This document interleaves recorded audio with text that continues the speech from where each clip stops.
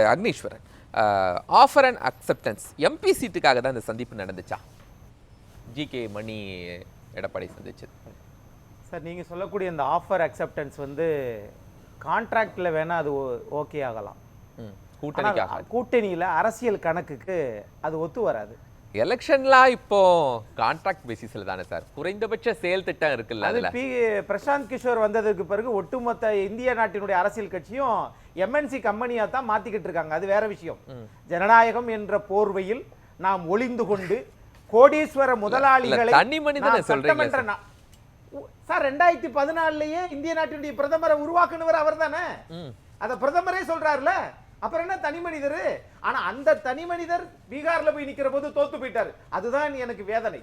ஏன்னா நாட்டுல பிரதமரையும் ஒரு அரசாங்கத்தையும் ஒரு மாநில அரசாங்கத்தையும் உருவாக்கக்கூடிய பிரசாந்த் கிஷோர் அந்த மாநிலத்திலே 3 முறை தோல்வி அடைந்திருக்கிறார். அது ஒரு முறை இருக்கட்டும்.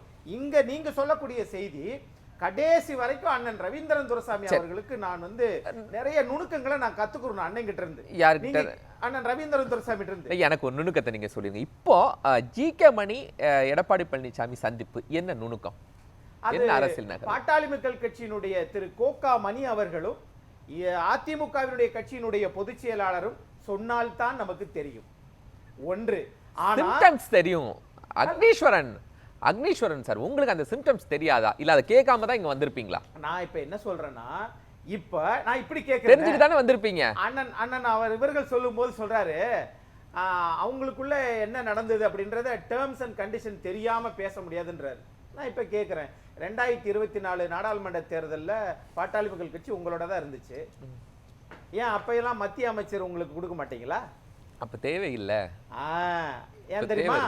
அதுக்கு ஒரு பாயிண்ட் சொன்னாரு பாருங்க. அப்ப நாங்க பெரும்பான்மையா இருந்தோம். 2004 மன்மோகன் சிங் அரசாங்கம் 10 ஆண்டு காலம். 2014 இந்திய நாட்டில் பிரதமர் நரேந்திர மோடி அவர்களுடைய 282. 2019 அப்படியே மாறுது, 300க்கு மேல மாறுது. நான் கேட்கிறேன், அப்பயே மாற்று கட்சியினரை எத்தனை பேரை நீங்க உங்க அமைச்சரவையில அமைச்சராக்குனீங்க? ராம்தாஸ் அத்வாலையை தவிர. சரி, அவருடைய ஆகவே இங்க தமிழ்நாட்டில் எடுத்துக்கங்க, 2004 இருந்து 2014 வரைக்கும் ஏறத்தாழ 13 மத்திய அமைச்சர்கள் இருந்தாங்க.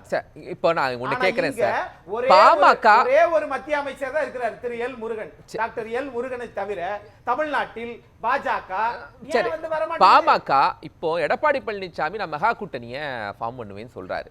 பாமக ஒரு டோரை ஓபன் பண்ணியிருக்கு. இந்த ரெண்டும் சேருமா? சேருமா சேராதா அப்படின்னு எனக்கு தெரியாது. ஆனால் சேராம எப்படி மெகா கூட்டணி வர முடியும்? நீங்க மதுராந்தகம் வேடந்தாங்க எப்பயுமே வந்து ஆண்டுக்கு ஒரு முறை அந்த குளிர்காலத்துல உலகத்தில் இருக்கக்கூடிய பறவைகள் எல்லாம் அங்க வந்து சரணாலயத்துக்கு வரும். அந்த மாதிரி இப்ப தேர்தல் வரப்போறதுனால எல்லா தலைவர்களையும் சந்திப்பாங்க. ஆனால் தனக்கு வச்சு 2026 அதிமுக அப்படிங்கிற ஆலமரத்தை நோக்கி எல்லா கட்சிகளும் வருங்கிறீங்க. வர வேண்டும், அது நாட்டு நலன் கருதி நான் எதிர்பார்க்கிறேன். ஆனா ஏன்னா ஒரு ஆண்ட கட்சி, அனுபவம் உள்ள கட்சி, தமிழ்நாட்டுக்கு பல சாதனைகளை செஞ்சு கொடுத்ததனால நான் எதிர்பார்க்கிறேன். வந்தா என்ன ஆஃபர் கொடுப்பார் சார்? யாரு?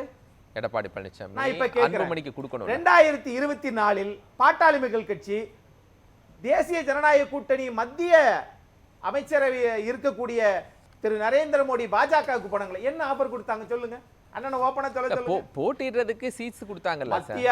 அதான் சார், மத்தியில பலமான அமைச்சரா இருக்கிற போதே நீங்க அவங்கள ஒண்ணும் செய்யலன்னா, ஆனால் நீங்க இதற்கு முன்னாடி நீங்க சொன்னது மாதிரி தமாகவினுடைய தலைவர் மரியாதைக்குரிய ஐயா ஜிகே வாசன் அவர்களுக்கும் பாட்டாளி மக்கள் கட்சிக்கும் அதிமுக நாடாளுமன்ற உறுப்பினர் நியமனங்களை கொடுத்தாங்கல்ல. அப்ப ஆளுங்கட்சி, இப்ப எதிர்கட்சி. சரி, இப்ப ஆஃபர் இல்லாம எப்படி சார் அதிமுகக்குள்ள வருவார்? சார் ஆஃபர் என்பது வேற சார். அது எல்லாம் வந்து அதைத்தான் இப்ப கேக்குறேன். 2026க்காக நான் இப்ப சொல்றேன், 2026 சட்டமன்ற தேர்தலை மனதில் வைத்துத்தான் ஒரு தீர்க்கமான முடிவை அதிமுகவின் தலைவர்கள் எடுப்பார்கள், எடுக்க வேண்டும். ஏற்கனவே 2 இதை கொடுத்தீங்க. ஆனா 2024 நாடாளுமன்ற தேர்தல்ல 2 பேரும் உங்க கூட சார் அதிமுக ஒவ்வொரு கான்ட்ராக்ட் இல்ல எல்லாருமே நீங்க எம்பி சீட் ஒரு ஆஃபர் இப்போ தேமுதிகக்கு ஒரு எம்பி சீட் கொடுத்தீங்க, ஜி.கே. வாசனுக்கு ஒரு எம்பி சீட் கொடுத்தீங்க, அன்புமணி ராமதாஸ்க்கு ஒரு எம்பி சீட் கொடுத்தீங்க. இதெல்லாம் நீங்க ஆஃபர் கொடுத்து தானே சார் அவங்களை நீங்க கூட்டணிக்குள்ள கொண்டு வந்தீங்க. அந்த மாதிரி ஒரு ஆஃபரை வைக்க தானே செய்வீங்க. எந்த ஆஃபர் இல்லாமல் அன்புமணி அதிமுக கூட்டணியில வந்துருவாரா? இது சட்டமன்ற தேர்தல் சார். சட்டமன்ற தேர்தல் ஏற்கனவே பெரும்பான்மையோடு இந்த சட்டமன்ற தேர்தல்ல எடப்பாடி பழனிசாமி முதலமைச்சர் ஆகணும். அதுக்கு அவர் ஆஃபர் கொடுத்து தான் ஆகணும். ஆஃபர் கொடுக்கணும். ஆனா என்ன கொடுப்பாரு? மத்திய அமைச்சரையே நீங்க மத்திய அமைச்சகத்திலேயே கேட்க மாட்டேங்கிறீங்களே. மாநிலத்துல எதிர்க்கட்சியா இருக்கிற கட்சியை வந்து என்ன ஆஃபர் கொடுப்பீங்க அப்படின்னு கேட்டா என்ன கொடுக்க முடியும்? ஓகே, சட்டமன்ற தேர்தல்ல என்டிஏட்ட என்ன கேட்க முடியும்? ஸ்டேட்ல நீங்க தான் ஆட்சி அமைக்க போறீங்க, எடப்பாடி பழனிசாமி தான் முதலமைச்சராக போறேன்னு அவர்கிட்ட தானே ஆஃபர் கேட்க முடியும் சார்.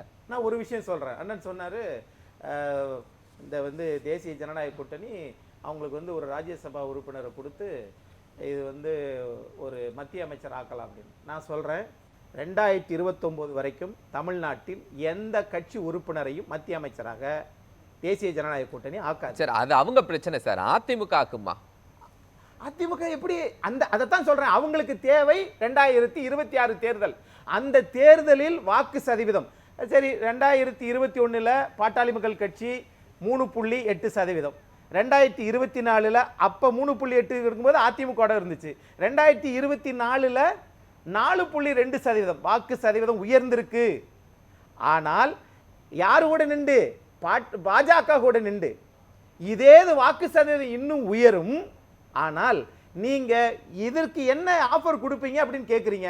அது கட்சியினுடைய தலைவர்கள் தான் முடிவெடுக்கல. இப்ப என்னன்னா ஆட்சியில் பங்கு அப்படிங்கறத நோக்கி 2026 தேர்தல் அது ஒரு காலமும் திமுக அண்ணா திமுக நடக்காது சார். அது நின்ன சார் அதான் சொல்றேன் 33 கோடி மக்கள் இருக்கக்கூடிய அமெரிக்காவிலே 2 கட்சி தான். இல்ல அன்புமணி சொல்லி இருக்காரு, விஜய் 2 பேரும் சொல்லி இருக்காங்களே. சரி அப்ப தனி கூட்டணி அமைங்கன்னு சொல்றோம் சார். இப்படி நிறைய மக்கள் நல கூட்டணி எல்லாம் தமிழ்நாடு பார்த்த உலகம் தான் சார்.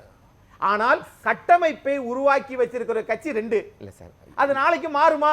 அதை உடைப்பதற்கு சித்தாந்த சிதைவை ஏற்படுத்துகிறார்கள். இல்ல இபிஎஸ் மெகா கூட்டணி அமைப்பேன்னு சொல்றாரு. இல்ல நான் தனித்தே போட்டிட்டு வெல்வேன்னு சொன்னா இது பிரச்சனை கிடையாது, உங்க இதுலயே விட்டுறலாம். ஆனால் மெகா கூட்டணி அமைப்பேன் அப்படின்னா அவங்க சொல்லக்கூடியதெல்லாம் கேட்டு தானே சார் ஆகணும். நான் இப்ப இல்ல நான் தனித்தே போட்டிடுவேன்னு சொல்லிடலாம். நான் இப்ப கேக்குறேனே, நீங்க மெகா கூட்டணி அமைப்பேன்னு அவர் சொன்னாரே என்ன அப்படின்னு கேக்குறீங்கல்ல? அதான் கேக்குறேன். நான் கேக்குறேன், நாட்டுல எல்லா பிரச்சனைகளையும் தூண்டி விட்டுக்கிட்டே இருக்கீங்களே, மக்களை நிம்மதி இல்லாம வாழ வச்சுக்கிட்டே இருக்கக்கூடிய இந்த புதிய கட்சிகளுக்கு நான் கேட்கிறேன், நீங்க எல்லாரும் ஒண்ணு சேர்ந்து தமிழ்நாட்டில் திராவிட கட்சிகள் இந்த நாட்டை அழிச்சு விட்டுருச்சு, நாங்க எல்லோரும் ஒண்ணு சேர்ந்து இந்த நாட்டை மீட்டு ரட்சகராக மீட்டு ஏசுநாதராக மீட்டு வருகிறோம் என்று நீங்க ஒரு கூட்டணி அமைங்க.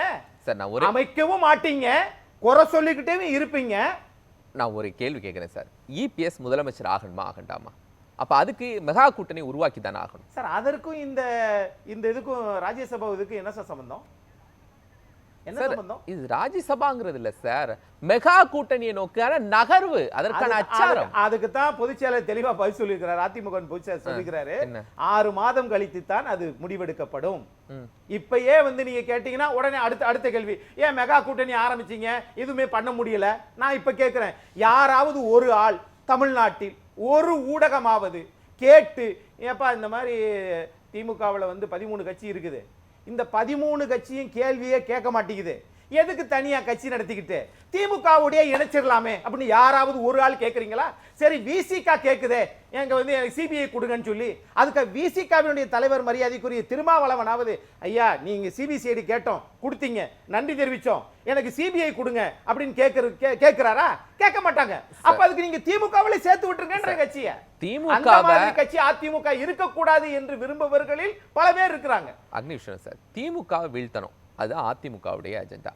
அதற்கு ஒரு மெகா கூட்டணி அமைக்கணும், அதுக்கு என்ன பிளான்? அதான் அதுக்கு காலங்கள் 14 மாதம் இருக்குது. 6 மாதம் கழிச்சு தான் தெரியும். இன்னும் நிறைய கட்சிகள் உருவாகும். உருவாகிற கட்சி அதான் சொல்றேன், 33 கோடி மக்கள் இருக்கக்கூடிய அமெரிக்காவிலேயே 2 கட்சிகள் தான். ஆனா இந்தியாவில் தமிழ்நாட்டுல 8 கோடி மக்களுக்கு 54 கட்சி இருக்குது. அப்ப அக்னிஸ்வரன் சார் சொல்றாங்க, ஜி.கே. மணி இபிஎஸ் சந்திப்பை நீங்க சாதாரணமா கடந்து போய்க்கிங்க, இது அந்த பேச்சுவார்த்தையினர் முதற்கட்டமா எடுத்துக்கொள்ளாதீர்கள் அப்படின்னு சொல்றீங்க. 2 பேரும் வாய் திறந்து பேசினால்தான் தெரியும். இப்போ வந்து அவர் சொன்னது 100% உண்மை. என்ன பேசுறாங்கன்னு தெரியாது. ஏங்க 11 வருஷம் கூட்டணியில் இருக்கிற நீங்களே வெளியில சொல்ல மாட்டேங்கிறீங்க. ஒரு மாநில கட்சியில என்ன பேசுனீங்க? என்ன எதற்காக இருக்கும்? கூட்டணிக்காக இருக்குமா? ராஜ்யசபாக்காக இருக்குமா? அப்படிலாம் கேட்டா என்ன முடிவை சொல்லுவது? நம்ம 2021 சட்டமன்ற தேர்தல் உங்களுக்கு நல்லா தெரியும். கடைசி நேரம் வரைக்கும் பாமக அதிமுக கூட்டணியில வருமான்னு தெரியாது. கடைசி நேரத்துல தான் 10.5 ரிசர்வேஷனை கொடுத்து அதிமுக கூட்டணியில கொண்டு வந்தாங்க. அந்த மாதிரியான சூழல் தான் உருவாகுங்கிறீங்களா?